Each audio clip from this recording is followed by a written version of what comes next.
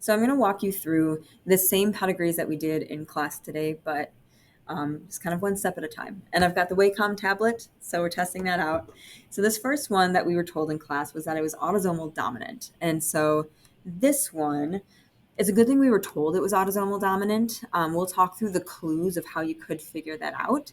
But ideally, this one would have been a better example of autosomal dominant had maybe like this one been filled in. Because then what you would have seen is, okay, this one has the trait, this one has the trait, but this one does not. That's a really good definitive clue that this would be autosomal dominant. Since we didn't have that, other things that kind of hinted that this might have been autosomal dominant was the fact that we do see it in every generation. We can get a hint that it's autosomal instead of sex-linked because we have equal numbers male and female. Remember that the females, those born female, are the circle, those born male, biologically assigned male, would have the squares. So that's how we identify the different biological sexes on a pedigree. So those would be other clues that we could use. And then once you have a hint or an inkling of like, oh, I think this is how this particular trait that we're examining is inherited, you can double check it by trying to figure out the genotype. So more vocab alert, there's been a lot. Phenotype is the physical characteristic. And so you can remember that like phenotype, physical characteristic, at least how I like to remember it. The genotype is the version of that gene, the alleles that are actually being expressed. So I like to think of it as like the genotype, and then think of it as like the genes, the genetics, and how we're representing that are the letters representing those alleles that are actually being inherited. So the phenotypes, the physical characteristics, you can tell right away on a pedigree because that's what the pedigree is really showing with the shading versus the not shading. So in this case, the shading is always going to be they have whatever trait it is that you are tracking. So in this case, let's say that this is, I'm going to use earwax. Of course, I'm going to use earwax. It's my favorite gene. So let's say that this is the ABC11 gene. All right, and you have different allele options. You can have the wet earwax allele. No, my marker. There we go. Okay, wet earwax allele. And then you can have the dry earwax allele. And just to have a different color here, let's say, in this case, it is true that the wet allele is dominant. If you inherit that genetics, then it's going to override if you also inherit the genetics saying to have dry earwax. And so your earwax is going to end up being wet. So let's make this like capital W versus a little w. Ideally, you would pick a letter that there's a bigger difference in visuals between them. But if you are going to pick one where there's not a different like capital versus lowercase, just make it very, very obvious. There is no right or wrong with what letters you pick. It's just personal preference. I usually kind of go with the letter that kind of relates to the trait, and I kind of tend to favor like the dominant one, but you do you. So if this is autosomal dominant, which it is because I told you it was, but if I was testing that out, what I would do is I would say, okay, well, the ones who are shaded have the trait. And in this case, the trait that I'm looking at is whether or not they have wet earwax. So the trait is going to be wet earwax. Oh my goodness. You can tell it's been a long day. There we go. Can I erase this line? Oh, I can't. Beautiful. All right. So that's the trait that we're tracking. So in this case, then, if they're going to be shaded in, that's going to tell me that they have wet earwax. And if it's not shaded, I'm going to assume that they just don't. Or in this case, we happen to know what the other one is, so we would know that it's dry. But this pedigree is all about tracking this wet earwax. Keep in mind, pedigrees are really used to track, yes, traits, but more often than not, they're used for like medical reasons, usually tracking some sort of condition that affects an individual on like a more medical basis. Like a doctor may or may not be concerned about whether or not you have wet or dry earwax, but they might be concerned with if you have a particular like disorder, disease, or something like that, that then you might pass on to your offspring. So that would be more through the lens of why they would be looking at this and why it's important to kind of shade things for one particular trait that you're focusing in on. I just think it's more kind of simplistic to look at earwax. And it's one we've been talking about a lot in class. So in this case, if they are not colored in, we can assume that they have dry earwax or at least just not wet earwax, because maybe we wouldn't have known that that was the other allele option. Okay, so shaded in, we know then that this one, oh, I bet this will show up. Look at that, that's so nice. We know that it's going to have a big W, alrighty, because we know that if it's shaded, it has the trait, and we know that the trait is dominant. We know that because we were told it, or we could be testing out this theory that that's what it is. Over here, maybe I should use a color that'll show up on both. We know that they don't have it, and if they don't have it, that means that's recessive. So in this case, because it's autosomal dominant, it's actually going to be easier to fill in the non-shaded ones, which is totally the opposite of what we did in class when we were looking at an autosomal recessive one. And we were like, oh, it's going to be way easier to focus on the shaded ones first. They're kind of just flips, opposites of each other. But because you're using them to track medical conditions, it's still valuable for doctors and scientists to show the flow of things with like the focus of whatever trait it is that you are examining, if that makes sense. So I've done all my recessives. I've done all my little w's on all of the non-shaded ones. And now I need to kind of backtrack and see if I can figure out the parents and the siblings and all that kind of good stuff.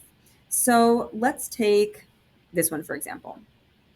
Number 2, within generation 2. So we would call this person, like, a lot of times on worksheets and things, you'll see them labeled as like the generation and then which number within that generation, if they're labeled as such on the pedigree. So this person here, their parents, this female's parents, is this person and this person. We know that they got this little w from their dad. So then it's just a matter of, well, what did they get from their mom? Well, they have to be little w. So the mom would have had to have given a little w. So we know then that the mom for sure is big W, little w.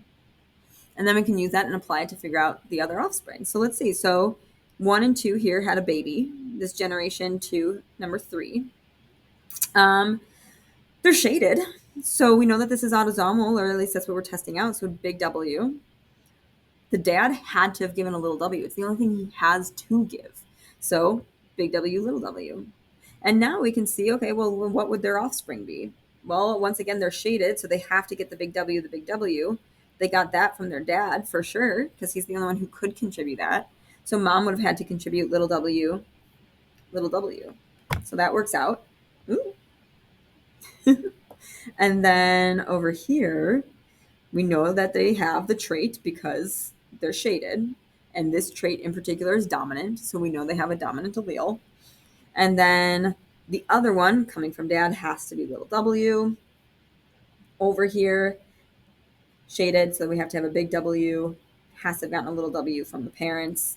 And it checks out. It works. And so that's a good way to test yourself is, okay, if everything works and everything makes sense and all of your genotypes fit, you probably got it right in terms of trying to figure out what the inheritance is. The other thing is, on a test, on a quiz, we will try to give you very straightforward ones where like the clues definitely align. So let's take a look at another. We're going to zoom down here to this one. All right. This one we told you was sex-linked recessive.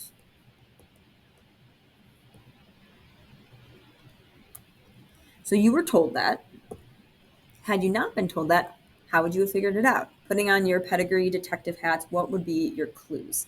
Well, the recessive, we can actually look for similar clues that we would look for with autosomal recessive.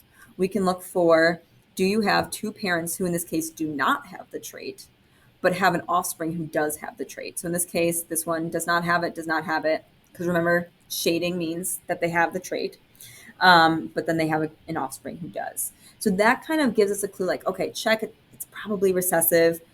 Cursory glance, there's not a ton of them, That's not definitive. You can't always rule it out of like, oh, there's a lot versus, oh, there's not a lot. So it's dominant versus recessive.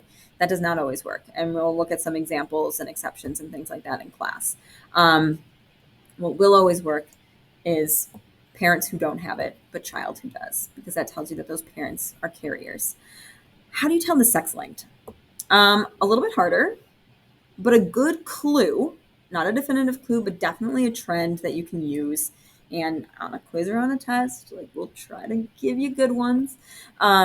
If there's disproportionately more males than females who have it, it's a good indication that it's an X chromosome sex-linked recessive trait. There are Y chromosome sex-linked recessive traits.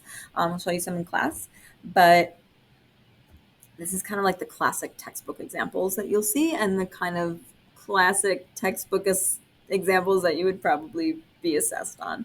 And then in class, we'll just expose you to other ones so that you understand the full complexity of all of this. All right, let's check to see if we were right. We are, but like, let's do the genotypes. So in this case, shaded means they have the trait. That's the case every time.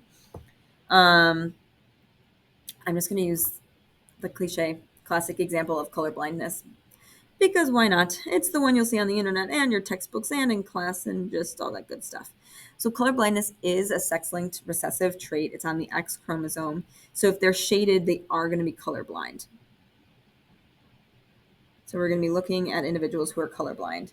So phenotype, this one's colorblind, this one's colorblind, this person is colorblind, and this person is colorblind.